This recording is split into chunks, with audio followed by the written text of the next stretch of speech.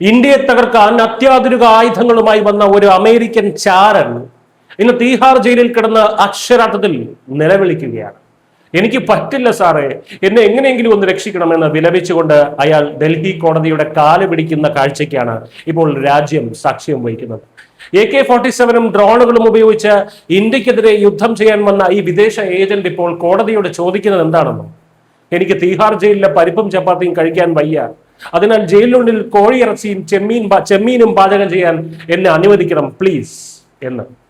രാജ്യത്തിനെതിരെ ഭീകരപ്രവർത്തനം നടത്തിയതിന് ദേശീയ അന്വേഷണ ഏജൻസിയായിട്ടുള്ള NIA അറസ്റ്റ് ചെയ്ത അമേരിക്കൻ പൗരൻ മാത്യു ആരോൺ വാൻഡൈക്കാണ് ഡൽഹിയിലെ പട്യാല ഹൗസ് കോടതിയിൽ ഈ വിചിത്രമായിട്ടുള്ള ഹർജി നൽകിയത്. തീഹാർ ജയിലിൽ നൽകുന്ന എരിവും എണ്ണമയവുമുള്ള ഭക്ഷണം കഴിക്കാൻ അമേരിക്കക്കാരനായിട്ടുള്ള തനിക്ക് സാധിക്കുന്നില്ലെന്നും കഴിഞ്ഞ 50 ദിവസമായി താൻ നിരാഹാരത്തിലാണെന്നുമാണ് ഇയാളുടെ വിലാപം. ഭക്ഷണം കഴിക്കാത്തത് കൊണ്ട് തനിക്ക് 14 കിലോ ഭാരം കുറഞ്ഞുവെന്നും കാഴ്ചശക്തി മങ്ങിയെന്നും പ്രതിരോധശേഷി നഷ്ടപ്പെട്ടുവെന്നും പറഞ്ഞ് കേഴുന്ന ഈ അമേരിക്കക്കാരൻ ഇൻഡക്ഷൻ കുക്കർ, കോഴിയിറച്ചി, ചെമ്മീൻ, ഒലീവ് ഓയിൽ, പാസ്ത എന്നിവ അടങ്ങുന്ന ഒരു വമ്പൻ VIP മെനുവാണ് കോടതിക്ക് മുന്നിൽ വച്ചിരിക്കുന്നത്.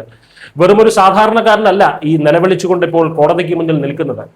ഇന്ത്യയിലെ നിരോധിത വിഘടനവാദി സംഘടനകൾക്ക് ആയുധ പരിശീലനം നൽകാനും സാങ്കേതിക സഹായം എത്തിക്കാനുമായി എത്തിയ കൊടും ഭീകരനാണ് ഇയാൾ. കഴിഞ്ഞ മാർച്ച് 13-നാണ് ഇയാളെയും മറ്റ് 6 ഉക്രൈൻ പൗരന്മാരെയും NIA കൊൽക്കത്ത വിമാനത്താവളത്തിൽ വെച്ച് പിടികൂടിയത്.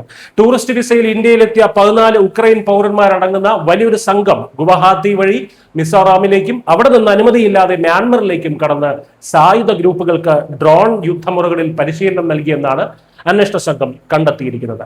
AK-47 തോക്കുകളേന്തിയ സായുധ സംഘങ്ങളുമായി ഇവർക്ക് നേരിട്ട് ബന്ധമുണ്ടായിരുന്നു. വിഘടനവാദികൾക്ക് ഡ്രോണുകളും ആയുധങ്ങളും എത്തിക്കാൻ വന്ന ഈ പാശ്ചാത്യ അഹങ്കാരത്തെയാണ് തീഹാർ ജയിലിലെ വെറും സാധാരണ ഭക്ഷണം കൊടുത്ത് ഇന്ത്യ മുട്ടുകുത്തിച്ചിരിക്കുന്നത്. അമേരിക്കൻ പൗരനാണെന്നുള്ള പ്രിവിലേജും അഹങ്കാരമൊന്നും തീഹാറിലെ ഇരുമ്പഴിക്കുള്ളിൽ വിലപ്പോകില്ലെന്ന് അന്വേഷണ ഏജൻസികൾ ഇയാൾക്ക് വ്യക്തമായി കാണിച്ചു കൊടുത്തു കഴിഞ്ഞു.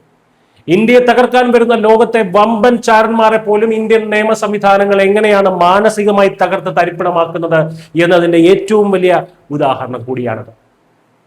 ഭക്ഷണ സാധനങ്ങൾ വാങ്ങാനുള്ള മുഴുവൻ ചെലവും കുടുംബം വഹിച്ചോളാമെന്ന് പറഞ്ഞ് ഈ പ്രതി നൽകിയ ഹർജിയിൽ ജൂലൈ 21-ന് കോടതി വീണ്ടും വാദം കേൾക്കും. വിദേശ പാസ്പോർട്ടിന്റെ ഹുങ്കുമായി ഭാരതത്തിന്റെ മണ്ണിൽ ഭീകരവാദം വളർത്താൻ വന്നാൽ ഇരുമ്പഴിക്കുള്ളിലിരുന്ന് തീഹാറിലെ ചപ്പാത്തിയും പരിപ്പ് കറിയും കഴിച്ച് കരയാനായിരിക്കും അവരുടെ വിധിയെന്ന് ഈ സംഭവം അടിവരയിടുന്നു.